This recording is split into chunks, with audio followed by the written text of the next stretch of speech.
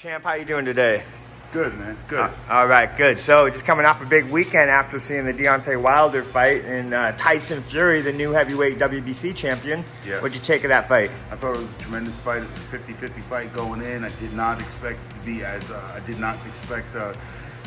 Tyson Fury to be as dominant, but this is the heavyweight division. Anything can happen. Right. What'd you think of Tyson Fury's game plan and putting all the extra weight on and using that weight in a come forward type fashion? Well, I knew he was going to come in heavy because we're very good friends with Sugar Hill, and we spoke about that weeks prior and weeks to the fight. Coming up to the fight, he was explaining to me that they were coming in heavy to overpower Deontay. I didn't think it would work. I thought it would be 50-50, but I guess that's why he's a trainer and I am the business. Right. Well, and he did come in heavy. Deontay came in heavier too, in two different ways. One, almost the heaviest he's ever weighed in a fight, and two, about 40 pounds heavier with that suit and his ring walk. What'd you think of the ring walk suit? Well, listen, everything I read, he trains with a 40-pound vest, right? So what's 40 pounds walking to the ring? If you're training with a 40-pound vest, then how is that supposed to sap your energy, as he's saying in the press? He's a tremendous champion. I know Deontay. He's the last professional boxer I ever worked with that I actually boxed with, and so I know him very well. But I wish he'd just lick his wounds, be a warrior that he says he is, and come back and fight another day. These big men are taking over the industry now, and it's wonderful to see. These big men, 6'6", 6'7", 6'8", 6'9". Plus, like my guy, Big Jim Torney, 6'9", 260 pounds.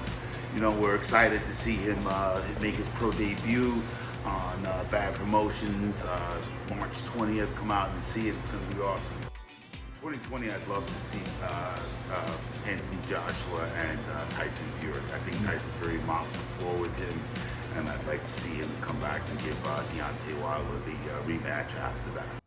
I like the heavyweight division. I'm going to stay with the heavyweight division. I'd love to see Anthony Joshua. There's an exciting one out there. They're talking about Ortiz and Ruiz. I'd like to see that. What a match that would be. But I'd like to see King Kong come back with another win.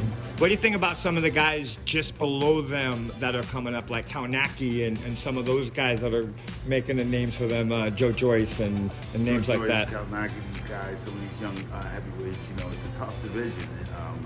The heavyweight division, it only takes one, like Deontay says, only takes one. So it's exciting to watch all those guys come up. My guy, Big James Torney, making his pro debut, 6'9", 260 pounds. He's gonna come in and make a splash in the heavyweight division. Let's talk about one of my favorite all-time heavyweights in current state. What's Jameel McCline up to these days? Jameel McCline. Well, I just got bought out of a very lucrative position where I was responsible for putting together a platform in the pharmacogenomics and cancer genomics industry, the laboratory industry. Yes, it has nothing to do with boxing. It's miles away from boxing, but these are some of the things you have to do in order to survive after the fight game, right? Because the fight game only lasts but so long. So while you're in it, that's great. Make all the money you can, but afterwards you have to figure out a way to sustain the lifestyle that you're accustomed to. And we've been able to do that, and I feel very blessed because of how we've been able to do that on a very large scale. I was a part of building 9 laboratories and sold 2 of them just recently. At nearly 50 years old, I'm retired again. So it's a wonderful thing. I'm very happy. I feel very blessed. Even though I fought for the world title 4 times, never won the world title, I feel that I am in a better position to move into the next phase of life than most of the guys that I lost to. Than all the guys I lost to. And I don't say that with any glee. I say that with sadness because there's so many of us that struggle after the fight game. There's so many of us that aren't prepared for the transition, more importantly. There's so many of us that aren't prepared for what's next. Because not all of us are Canelo, Triple G, Mayweather. Not all of us are these guys that are going to come out or even Deontay and Anthony Joshua are going to come out with 100 million plus. But we're still amongst the best on planet Earth. But we're not coming out with 100 million plus.